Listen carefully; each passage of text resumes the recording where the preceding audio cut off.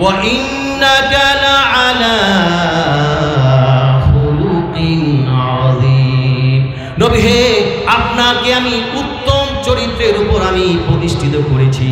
দুনিয়ার কোনো মানুষের সার্টিফিকেট দরকার নাই, আমি আল্লাহ তাকে সৃষ্টি করেছি। আমি আল্লাহ ঘোষণা দিলাম, আমার নবী সাল্লাল্লাহু আলাইহি ওয়াসাল্লাম বিশ্বের সকল মানব মণ্ডলী, আসমান জমিন গ্রহ নক্ষত্র যা আমি সৃষ্টি করেছি, এই সকল কিছুর মধ্যে আপনাকে আমি উত্তম চরিত্রের উপর প্রতিষ্ঠিত করেছি। বলেন সুবহানাল্লাহ। আল্লাহ রাসূল সম্মান মর্যাদা এমন বাড়িয়ে দিয়েছেন, মক্কার কাফের মুশরিকরা বলল, মুহাম্মদ সম্মান কিছুদিনের মধ্যেই নষ্ট হয়ে যাবে, কেউ মুহাম্মদের কথা বলবে না। আল্লাহ রাব্বুল আলামিন জবাব দিয়ে দিলেন, ওয়া রাফা'না লাকা যিকরাক। নবী হে, আপনাকে আমি উত্তম এমন সম্মান এবং মর্যাদা দিয়ে আমি সৃষ্টি করেছি। যত কিছু আমি সৃষ্টি করেছি তার মধ্য থেকে আপনাকে আমি মহা সম্মান মহা মর্যাদার মধ্যে ভূষিত করেছি। বলেন সুবহানাল্লাহ। লাকাদ কানা লাকুম ফি রাসূলিল্লাহি উসওয়াতুন হাসানা। তোমাদের জন্য সর্বোত্তম আদর্শকে, আমাদের জন্য সর্বোত্তম আদর্শকে। যারা যারা চুপ আছেন তারা মনে হয় লেনিন, কার্ল মার্কস, মাও সেতুং, আব্রাহাম লিঙ্কন, কিংবা বরণ করেন যে বিএনপি, জামাত, চরমোনাই যত নেতা টেতা আছে, এগুলো আপনাদের আদর্শ নাকি? হ্যাঁ, আমাদের আদর্শ কয়জন? তিনি কে? আওয়াজ করে বলুন কে? মুহাম্মদ রাসূলুল্লাহ সাল্লাল্লাহু আলাইহি ওয়াসাল্লাম। এই জন্য আল্লাহ তাআলা দুনিয়া কোরআনের মধ্যে এই আয়াত দ্বারা বলে দিলেন, লাকাদ কানা লাকুম ফি রাসূলিল্লাহি উসওয়াতুন হাসানা। তোমাদের জন্য সর্বোত্তম আদর্শ একজনকে নিয়ে আমি পাঠিয়েছি, তিনি হলেন মুহাম্মদ রাসূলুল্লাহ সাল্লাল্লাহু আলাইহি ওয়াসাল্লাম। তিনি শিশুর আদর্শ। যখন নাকি হালিমাতুস সাদিয়া তাকে কোলে তুলে নিলেন, তখন তার সুন্দর চেহারা দেখে তিনি আশ্চর্য হয়ে গেলেন, যেন পূর্ণিমার চাঁদ যেন তার কোলের মধ্যে জ্বলজ্বল করে চলছে। বলে সুবহানাল্লাহ। তোরা দেখে যা আমেনা মায়ের কোলে, তোরা দেখে যা আমেনা মায়ের কোলে, মধু পূর্ণিমারি সেথা চাঁদ দোলে, যেন উষার কোলে রাঙা রবি দোলে। তোরা দেখে যা আমেনা মায়ের কোলে। কুল মাখলুকে আজি ধোলি উঠে কে এলো কই, কুল মাখলুকে আজি ধোলি উঠে কে এলো কই। আকাশের ফেরেশতারা তার উপর দরুদ পড়ে। এভাবে করে আল্লাহ রাসূল সাল্লাল্লাহু আলাইহি ওয়াসাল্লামের সম্মান এবং মর্যাদা কবিগণ বারংবার বলেছেন। বলেন সুবহানাল্লাহ। রাসূল সাল্লাল্লাহু আলাইহি ওয়াসাল্লাম কোলে নিলেন, তাকে ডান দিকের দুধ স্তন দিলেন পান করার জন্য।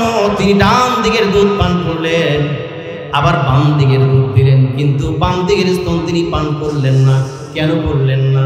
কারণ তার দুধ ভাইয়ের অধিকারী বাম দুধের মধ্যে আল্লাহ রাসূল ছোট্ট বয়সে, শিশুর বয়সে তার জন্য রেখে দিয়েছেন। বলেন সুবহানাল্লাহ। শিশু বয়সের আদর্শ, সুবহানাল্লাহ। বালক বয়সের আদর্শ।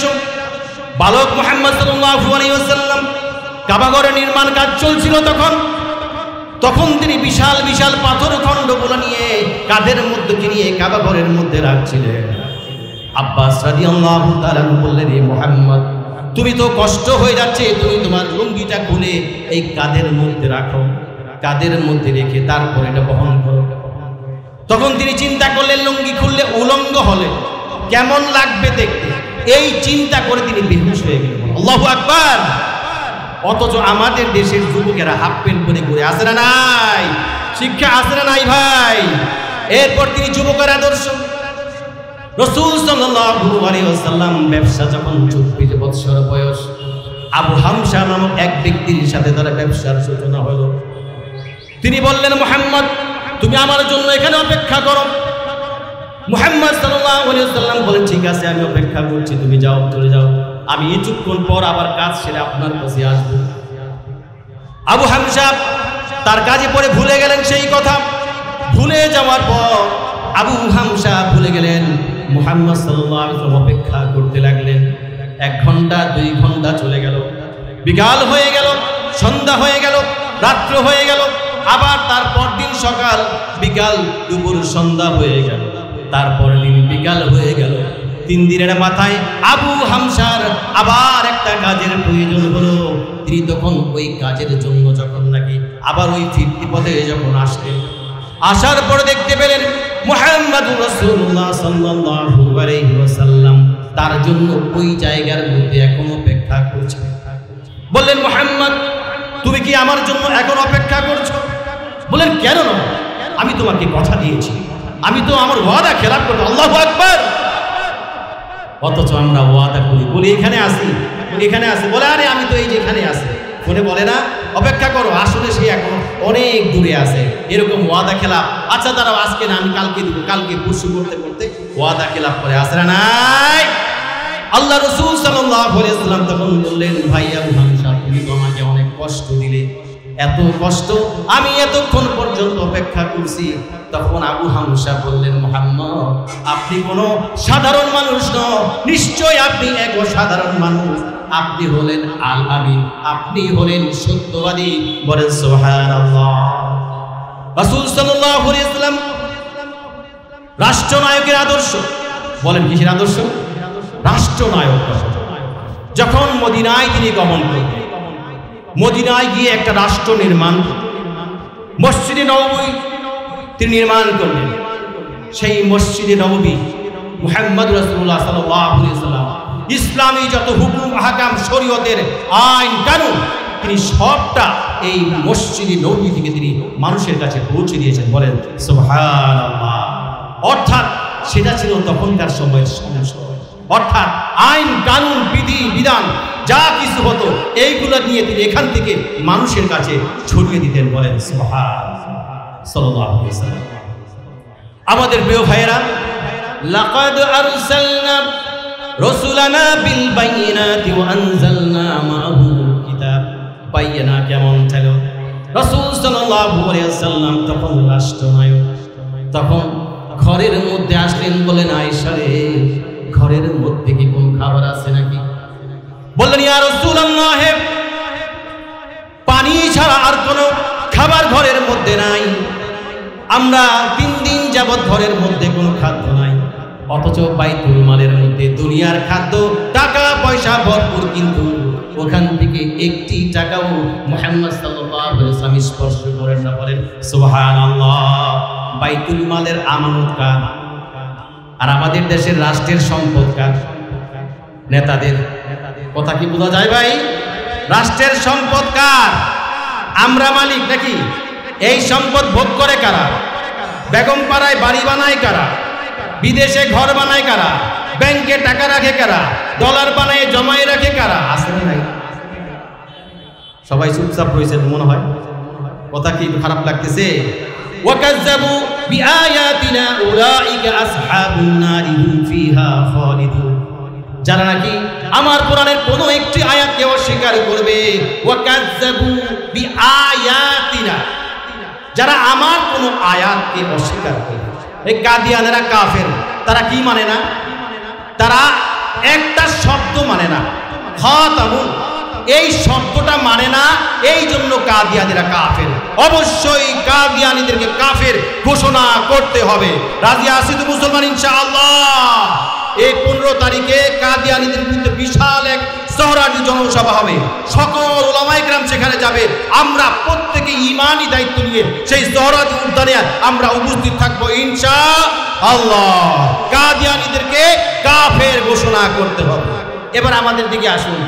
ওয়াল্লাযীনা কাফারু, আর যারা অবিশ্বাসী, ওয়াকাজ্জাবু, যারা অস্বীকার করে, আয়াতিনা, আমার কোনো আয়াত আমাদের মধ্যে আছে না নাই?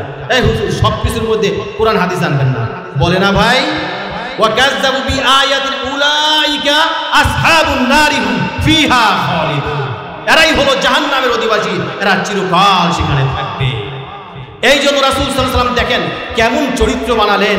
ঘরের মধ্যে খাদ্য নাই, বললেন ঠিক আছে আমি আজকে থেকে রোজা রেখে দিই। বলেন সুবহানাল্লাহ। তিনিও তো একজন রাষ্ট্রপ্রধান ছিলেন, অর্ধেকটা পৃথিবীর রাজত্ব তার হাতে তখন চলে আসছিল। তিনি যখন নাকি শুয়েছিলেন, ওমর ইবনুল খাত্তাব চলে আসলো, বলে ইয়া রাসূলুল্লাহ, খেজুরের একটি পেঁচানো একটি দড়ির মতো দিয়ে একটা খাটিয়ারা ছিল, সেটার মধ্যে যখন তিনি শুয়েছিলেন তার পিঠের মধ্যে লাল লাল দাগ ভিতরে শরীরের মধ্যে প্রবেশ করার মতো অবস্থা হয়েছিল। নারিকেলের দড়ি ছিল না, নারিকেলের দড়ি, নারিকেলের দড়ির মধ্যে আপনি কিছুক্ষণ শুয়ে থাকেন, শরীরের মধ্যে দাগ পড়ে যাবে না? তেমনি আমার নবী সাল্লাল্লাহু আলাইহি ওয়াসাল্লাম রাষ্ট্রপ্রধান, অথচ তার ঘরের মধ্যে খাদ্য নাই, তিনি এমন একটা বিছানায় শুয়েছেন, সেই বিছানার মধ্যে কোনো জাজির ছিল না, ছিল বানানো এরকম দড়ি দিয়ে বানানো একটা জাজির, এইটার মধ্যে শুয়েছেন, তার পিঠের মধ্যে লাল দাগ হয়ে যায়। ওমর ইবনুল খাত্তাব চিৎকার করে কাঁদে, ইয়া রাসূলুল্লাহ, আজকে রোম পারস্যের সম্রাটেরা আলিশান ভাবে থাকে, আপনি তার চেয়ে অনেক বড়, অনেক মহান, আপনাকে যদি বলেন আমি সুন্দর একটি দোষক জাজিম আপনার জন্য বানিয়ে দিই। তখন বলে, হে ওমর, আমাকে ফেরেশতা পাঠিয়ে বলা হয়েছিল আপনি যদি চান দুনিয়ার নবুয়তি এবং বাদশাহী দুটাই আপনাকে দিব, আপনি কি সেটা নিতে রাজি, নাকি আপনি আল্লাহ তাআলার বান্দা এবং রাসূল হতে রাজি? বলল, আমি আল্লাহ তাআলার বান্দা এবং রাসূল হতে রাজি। বলেন সুবহানাল্লাহ। আমার প্রিয় ভাইয়েরা, সংক্ষিপ্তভাবে আমার যেই জায়গায় যাচ্ছি সেই জায়গায় আসি। তো রাসূল সাল্লাল্লাহু আলাইহি ওয়াসাল্লাম এমন বাইয়েনা, এমন উত্তম চরিত্র যা বলে দেওয়া লাগে না। এখন বলুন, 1 নাম্বার বাইয়েনা, 2 নাম্বার কিতাব। রাসূল সাল্লাল্লাহু আলাইহি ওয়াসাল্লাম 2 নাম্বার কি? নবীদের কাছে তারা নিজ মস্তিষ্ক কোনো কথা বলতেন না। ওয়ামা ইয়ানতিকু আনিল হাওয়া ইন হুয়া ইল্লা ওয়াহিয়ুন ইউহা।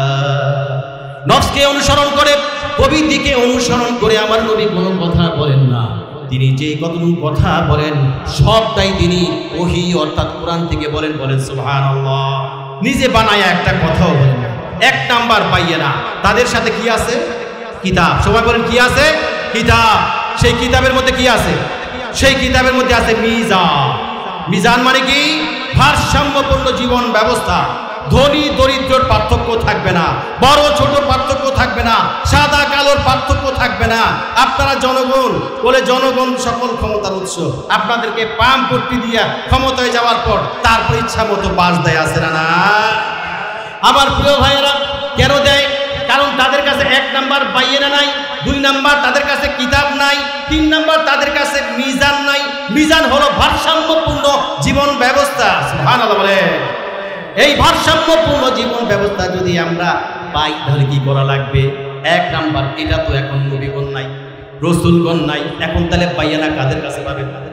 আপনি মাদ্রাসায় চলে যান, এই যে মাদ্রাসায় যান, এই মাদ্রাসার মধ্যে দেখেন ছাত্ররা 4টার সময় উঠে তারা কোরআনুল কারীম তেলাওয়াত করতে থাকে ঝুলে ঝুলে। ছাত্ররা দাওরা হাদিসের, মেশকাতের ছাত্ররা বিভিন্ন কিতাব পড়তে থাকে, আছে না নাই? এই জন্য কওমি মাদ্রাসার ছাত্রদের সামনে যান, ছোট্ট ছোট্ট বাচ্চাগুলা পড়াশোনা করে তাদেরকে চরিত্র শেখানো হয় ছোট্টবেলা থেকে। এই জন্য আপনার আমার সন্তানগুলা যদি বাইয়েনার অন্তর্ভুক্ত করতে চান তাহলে মাদ্রাসায় দিয়ে তাদেরকে উত্তম চরিত্রবান বানানো দরকার, আছে না নাই? 2 নাম্বার কিতাব।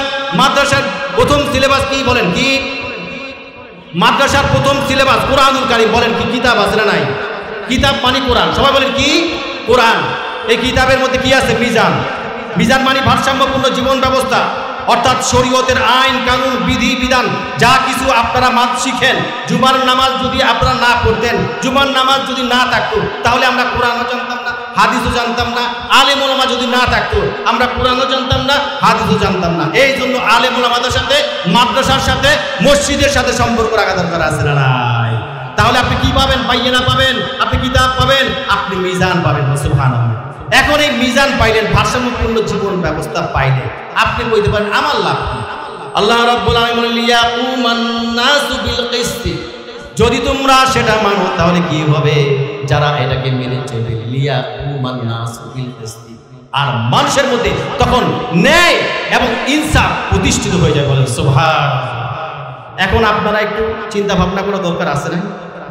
আছে না নাই? জি, ইন্নাল্লাহা ইয়া'মুরুকুম আন তুআদ্দুল আমানাতি ইলা আহলিহা।